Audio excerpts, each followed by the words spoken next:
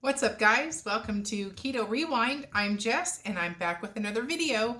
Today's video is what I ate today. And quick note, this is based off of my own personal macros, goals, and stuff like that. So you just take these ideas and apply them to your goals. So obviously, if this portion sizes and what I'm doing is based off of someone who weighs 222 pounds and is 5'8". So, like I said, just take this video with a grain of salt and apply them to your personal goals. So I'm going to put the macros at the end as best that I can, and I'll probably just summarize it for you in a screenshot. So anyways, let's get started. So this is a egg-free lunch. I know I get a lot of questions on what can you do besides eggs every day for lunch. So this is something you can make up ahead of time and do meal prep, or you can have it assembled on the go. So I have two different ways I'm going to do this, and it's basically easy chicken salad, and I'm using the infamous FOLIOS Cheese Wrap. I finally got them in my local store, and if you haven't heard of the buzz that surrounds these cheese wraps, a simple Google search will show you that the keto community came out in huge support for these. They are delicious, they are sturdy, and they hold up really well. So making them a real easy tool to use for a million different recipes. So anyways, let's get started. So the first option on how to make a chicken salad, use a rotisserie chicken. Just stop on the way home from work, grab one, pull the meat off the bone, dice it up, throw in 2 stalks or so of celery, and then you can add in your spices. I use the same spice for either recipe, but mix it up, put as much mayonnaise, onion, salt as you want. So there's the infamous wraps, and this is actually some chicken that has been cooked ahead of time in my Instant Pot.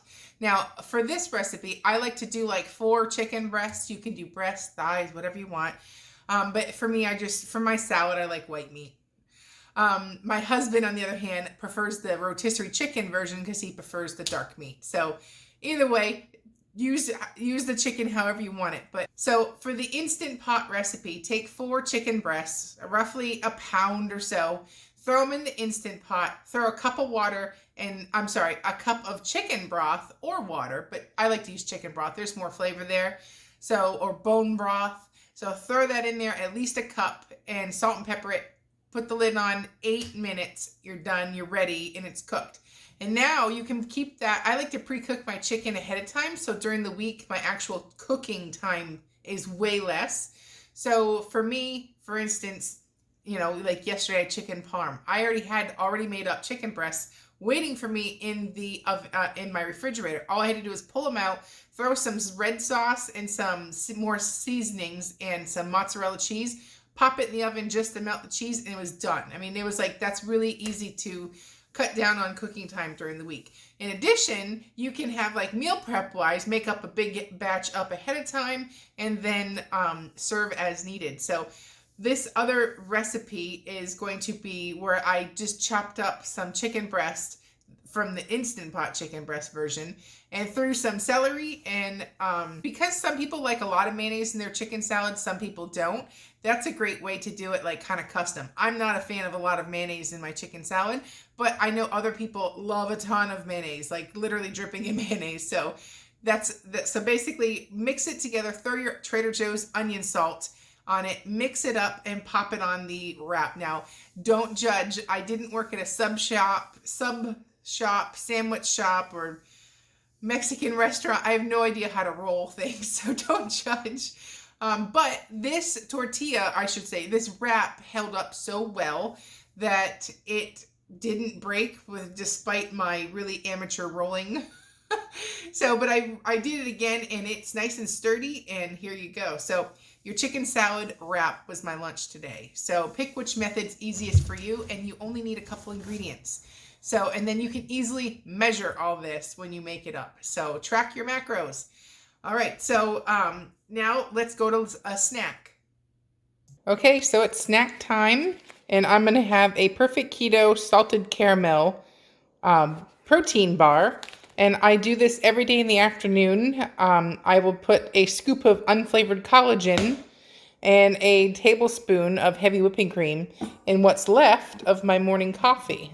So, yeah, and I will see you at dinner. Okay, so dinner is turkey meatballs. You can use the same recipe and make a meatloaf if you don't want to do the meatballs, but basically you'll need celery, 2 pounds of ground turkey or beef, minced garlic, onion, and a stalk, or I think there's 2 stalks of celery there. I'm sorry. If your kids are like mine, they don't like vegetables seen or visible. So I take my Vitamix and I grind them up to like a puree and hide them and disguise them with no mom shame at all.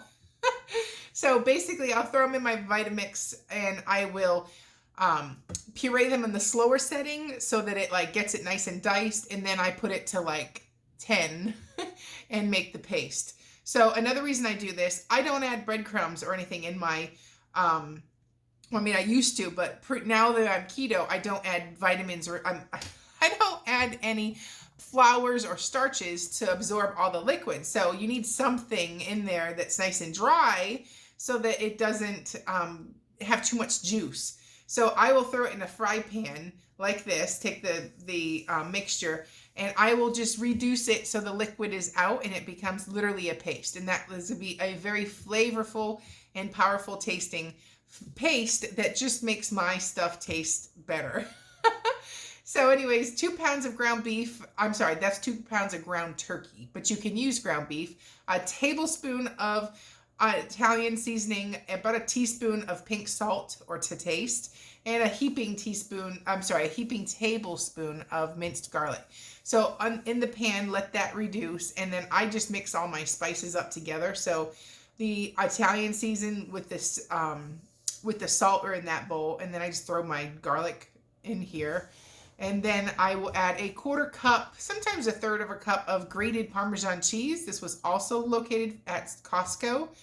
And I just throw that in there, and that gives a nice flavor. It's kind of like an Italian style. And I'm sipping on a lime bubbly sparkling water.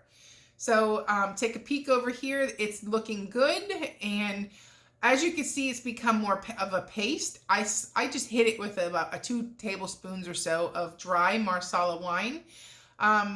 You can totally skip that step. I'm just Italian and that's what we do to our meatballs and our stuff like that. It brings up so much flavor and it's so tasty. So totally skip that step if you want, but make sure if you're going to add Marsala, it's the dry Marsala. The sweet one will add a lot of carbs.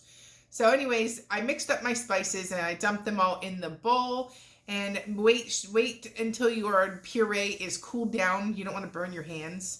But add the pureed veggies to the pan and mix everything all up in a big bowl and form your meatballs.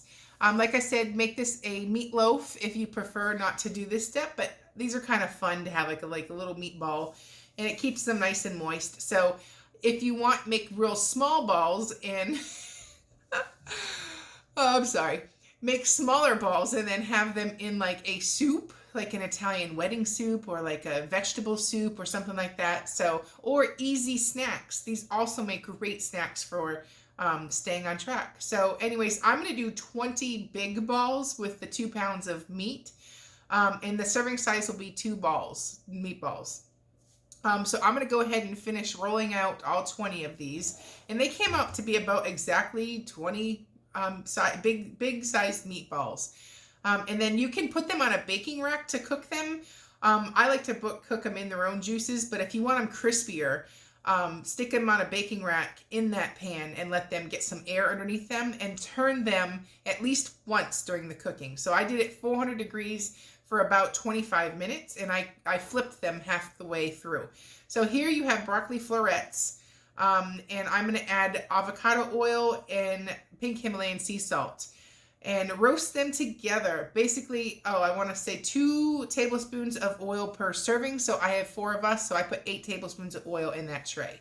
So, and here's the finished product. I have my homemade sugar-free syrup. I have a recipe for that down below or in the cards.